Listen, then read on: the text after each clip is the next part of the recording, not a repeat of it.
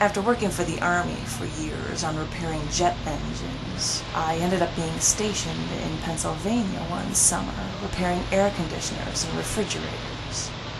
I only do a little work, and that would be all I'd be doing, and then I'd have nothing to do for a day or two. But one thing I remember is that at that time, Cubans were defecting to the United States by boat. They'd sailed to Florida, most of them dehydrated, and all of them malnourished.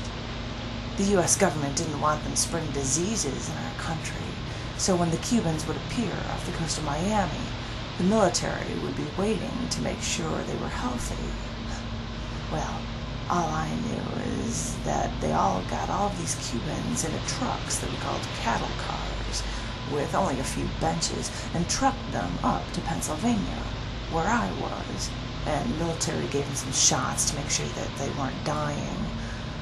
So these people, after escaping their country in a shoddy wooden boat, were taken by the U.S. military, herded into a boxed-in truck, and shipped up the country so they could be given shots and detained.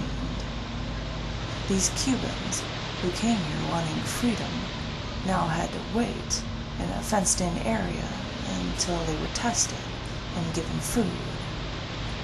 And it was my job to make sure that their fridge and their air conditioner was working. So I sat there for a day or two at a time, drinking cans of beer and looking out my window.